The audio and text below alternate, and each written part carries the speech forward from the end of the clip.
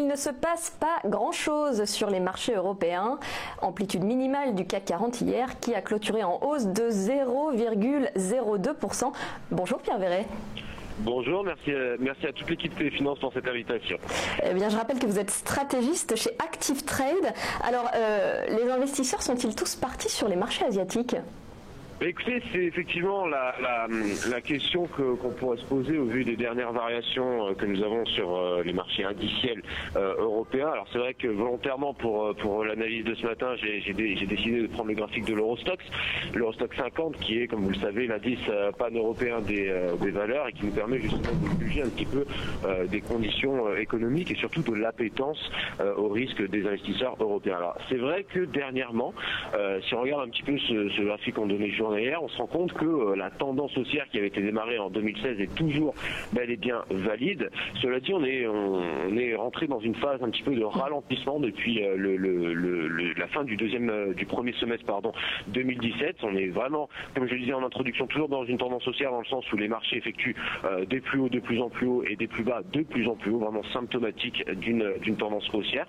Cela dit, ces plus hauts et ces plus bas s'enregistrent avec de moins en moins de force, comme on a pu s'en rendre compte en 2017. Alors c'est vrai que on avait pu assister justement même à un léger déclin, un léger plongeon, le mot est fort, mais un léger déclin à la toute fin du quatrième semestre 2017, donc à la fin du mois de décembre.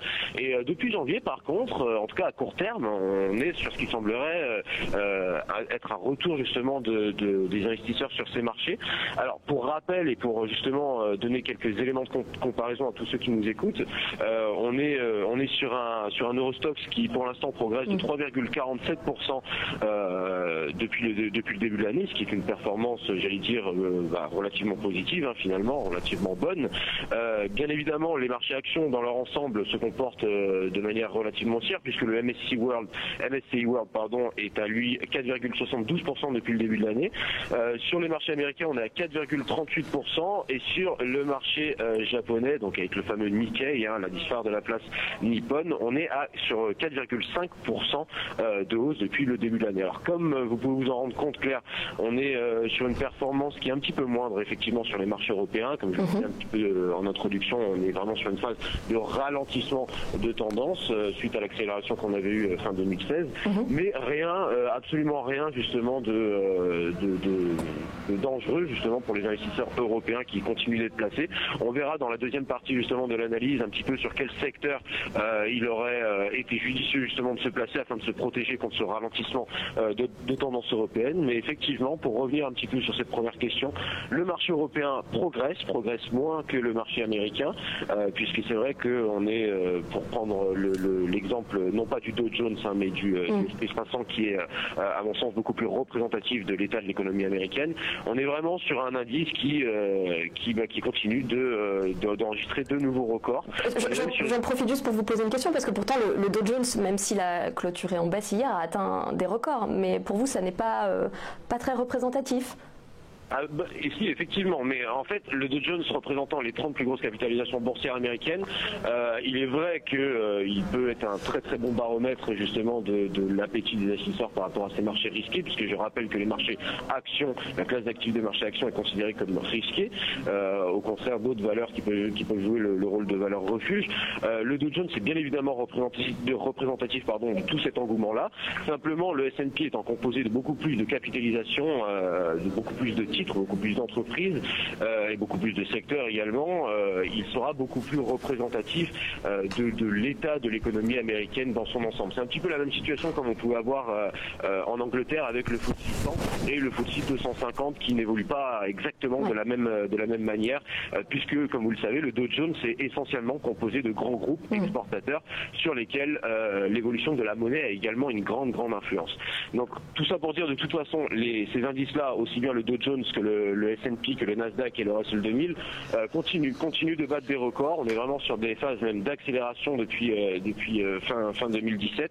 Reste à savoir un petit peu, en tout cas pour rester sur le Dow Jones, si la zone des 30 000 sera atteinte. Alors c'est vrai que les 30 000, on est toujours en tout cas relativement loin de ce que marche. Voilà, cote actuellement autour des 26 000 points. En tout cas, la première résistance disponible pour les prix, la première cible en tout cas sera les 27 000 et 27 500. On n'y est pas encore, peut-être une correction qui sera même saine au regard de l'accélération haussière que nous avons actuellement pourra prendre place et pourra permettre justement à des traders de suivi de tendance qui pourraient justement élaborer des stratégies d'achat sur déclin. Voilà. Alors on a toujours eu l'idée que les marchés étaient corrélés, pourtant là on a l'impression avec notamment le CAC 40 qui a déjà de grosses difficultés à dépasser la barre des 5005, donc la barre des 6000 semble presque inatteignable. Donc il y a quoi? Il y a une décorrélation entre les marchés asiatiques, américains et les marchés français ou européens? Alors effectivement, les corrélations entre ces marchés indices ont toujours été d'actualité. C'est vrai que généralement, ce sont plutôt les marchés américains qui mènent un petit peu la barque. Hein. On peut s'en rendre très facilement compte lors de grosses publications, notamment les chiffres de l'emploi américain qui sont publiés chaque vendredi. Enfin la masse salariale du privé, qui sont publiés chaque vendredi, chaque premier vendredi du mois et qui correspond à un des plus gros market movers que nous avons en termes de statistiques, avec bien évidemment les déclarations de banque centrale, Fed, FOMC, BCE, etc.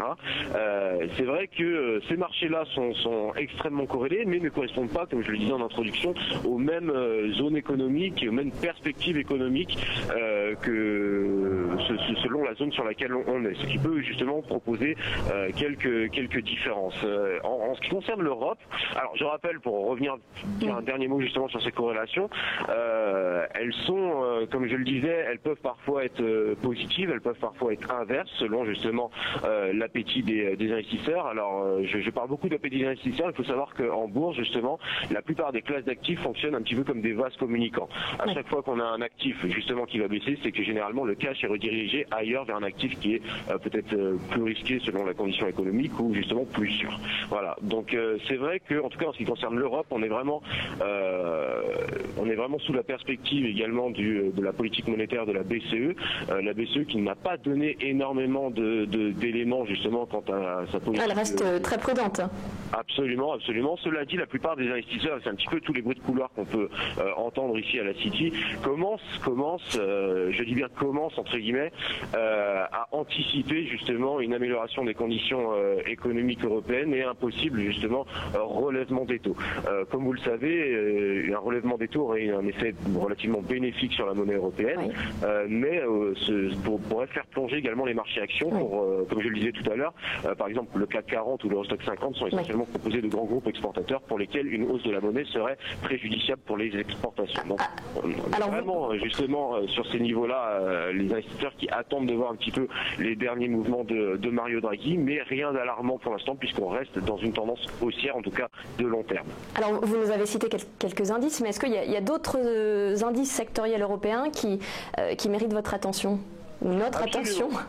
Absolument, absolument. Alors c'est vrai que j'ai beaucoup regardé justement au niveau du marché européen pour faire un petit point très bref justement sur l'état du CAC 40. On se rend compte en tout cas sur le graphique que je vous ai fourni, un graphique en données hebdomadaires cette fois, que voilà, la situation n'est pas du tout alarmante comme je le disais justement précédemment. On est face à un franchissement d'une ligne de tendance baissière qui prévalait justement sur les marchés donc de très long terme, qui prévalait sur les marchés depuis 1999-2000 exactement. Donc on est vraiment face à un marché qui a débloqué un nouveau potentiel haussier, justement haussier qui pourrait nous emmener sur les 6200 qui correspondraient justement au dernier sommet qu'on avait fait en 2006-2007 et sur les 7000 points à plus long terme, dernière zone de prix qu'on avait visité dernièrement en 2000, juste avant l'éclatement de la bulle Internet. Vous allez me dire que c'est un graphique très long terme, alors oui c'est vrai, mais il dénote bien quand même justement de l'engouement des investisseurs pour ce marché français et ces marchés européens par extension. Dans ce type de configuration-là, justement, on va plus chercher à acheter des titres qui vont superformer leur indice de référence, en l'occurrence le CAC 40, plutôt que à vendre, à se mettre en face justement entre guillemets d'une locomotive telle que l'indice CAC 40. Alors, en ce qui concerne les secteurs, j'en ai noté plusieurs. Effectivement, on a 4 secteurs qui se démarquent du lot, en tout cas au niveau européen. On a en premier lieu le secteur automobile qui a su tirer son épingle du jeu depuis le début du mois de janvier, avec bien évidemment... dopé par toutes les bonnes nouvelles le concernant, parce que Renault, Peugeot se portent très bien, le marché automobile européen se porte très bien, ça se ressent sur les marchés? Absolument, tout à fait. Et si j'avais eu un titre justement à divulguer avec vous, sur lequel il aurait été judicieux justement de se placer début janvier pour lutter contre ce fameux ralentissement de tendance qu'on a eu au niveau du benchmark, j'aurais conseillé justement le titre Porsche, qui a relativement progressé de 10,8%, une des plus fortes progressions d'ailleurs en portefeuille ce matin. Donc Porsche, on a Volkswagen également qui suit derrière à 7,9%. Ça c'était pour le secteur automobile. Ensuite, on a les ressources de base. Les ressources de base, je n'ai qu'un titre justement à proposer. Il s'agit d'ArcelorMittal. ArcelorMittal qui performe justement, qui surperforme l'indice de 10,05% depuis le début du mois de janvier. En troisième position, nous avons les financières. Les financières, alors Deutsche Bank justement pouvait paraître un petit peu intéressant au regard des dernières évolutions. Cela dit, depuis le début de l'année, on est plus dans une sous-performance qu'une surperformance. Si j'avais vraiment un titre à conseiller, ce serait plutôt Bruxelles-Lambert qui affiche une performance de 5,4%. 5,4%, on est loin des 10,8% de Porsche, mais on est toujours bien au-dessus justement des 3,32% du CAC 40. Pour finir, on a le secteur des assurances. Le secteur des assurances avec en première place AXA qui effectue une performance de 9,88%. On a Allianz juste derrière à 6,47% et Aegon à 7%. Justement, du coup en deuxième position. Voilà pour l'analyse. Il n'y a pas eu de mouvement chez AG2R Mondial ou Matmut qui ont annoncé leur mariage. Ça ne se ressent pas pour le moment sur les marchés? Alors, bien évidemment, ça se ressent moins. Disons que la plupart des traders, des investisseurs tradent le futur. Les nouvelles ont été largement pricées justement dans les marchés, mais bien évidemment que cela aura un effet justement dans les prochaines semaines. On suivra avec attention justement le déroulement de ces dossiers-là, effectivement. D'accord, merci beaucoup Pierre Verret. On vous retrouve dès lundi sur TME Finance à 9h20.